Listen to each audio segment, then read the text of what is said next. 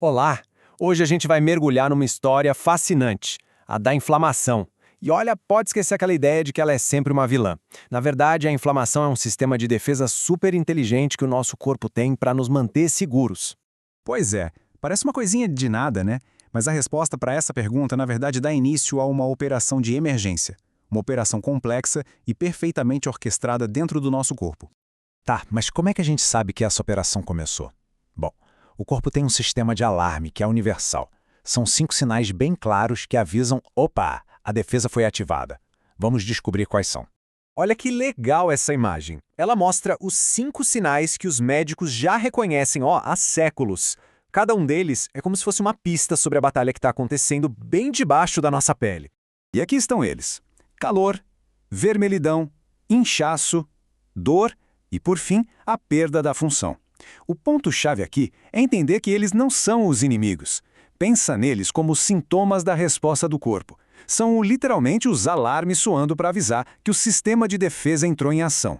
Ok, se esses são só os alarmes, qual é o verdadeiro propósito disso tudo? Acontece que essa resposta é, sem exagero, absolutamente fundamental para a nossa sobrevivência.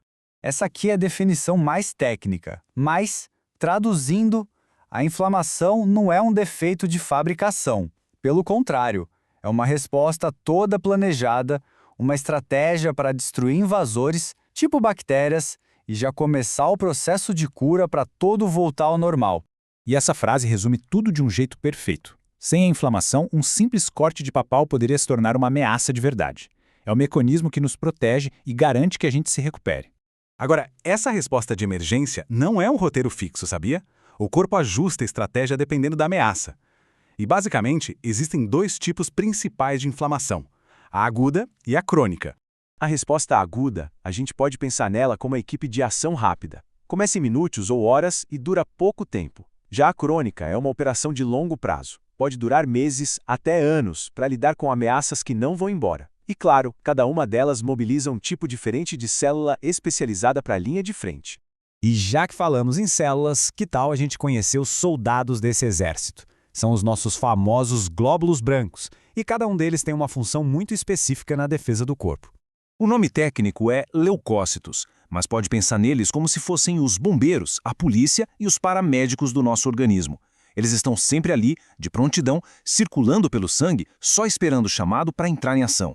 E o primeiro a chegar na cena de uma informação aguda é este aqui, o neutrófilo. Eles são os verdadeiros soldados da linha de frente. São os mais numerosos e os primeiríssimos a sair do sangue e migrar para o tecido que foi machucado. A missão principal deles, como a gente vê aqui, é combater bactérias. Quando tem uma infecção bacteriana, o corpo produz um monte de neutrófilos para mandar para a batalha. Eles são os heróis da resposta rápida. Mas para batalhas mais longas e contra inimigos diferentes, o corpo precisa chamar os especialistas, e aí entram os linfócitos e os monócitos. Esses últimos, aliás, se transformam em macrófagos assim que chegam no tecido.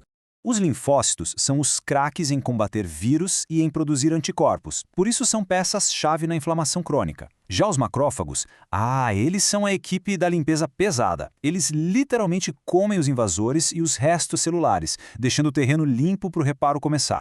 Certo, agora que a gente já conhece os soldados, vem a grande pergunta: como é que a ação deles causa aqueles 5 sinais que a gente viu lá no começo? Agora é a hora de conectar todos os pontos e entender a logística dessa batalha. A resposta está em como esse exército celular chega no campo de batalha. Pensa assim, o corpo precisa criar estradas e abrir portões para que as tropas cheguem o mais rápido possível onde elas são necessárias. Funciona mais ou menos assim. Primeiro, a lesão dispara um alarme químico. Em resposta, os vasos sanguíneos naquela área se alargam. Isso tem um nome, é a vasodilatação. É como alargar uma rodovia para aumentar o tráfego. Logo depois, as paredes desses vasos ficam mais permeáveis, ou seja, com pequenas aberturas. E é por aí que as células de defesa conseguem sair do sangue e entrar no tecido onde a briga está acontecendo. E aqui a gente fecha o quebra-cabeça. A vasodilatação, com aquele aumento do fluxo de sangue que é quente, causa o calor e a vermelhidão. Já o vazamento de fluidos e células para o tecido, por causa da permeabilidade, causa o inchaço. Esse inchaço pressiona os nervos, causando a dor. E a combinação de tudo isso leva à perda da função. Viu só como tudo se conecta? E assim, a gente volta para a nossa imagem do início. Só que agora, cada um desses sinais conta uma história bem clara. A história do aumento do fluxo de sangue, do vazamento de fluidos e da chegada do exército de defesa. Cada um deles é uma prova de que o corpo está trabalhando duro para se proteger.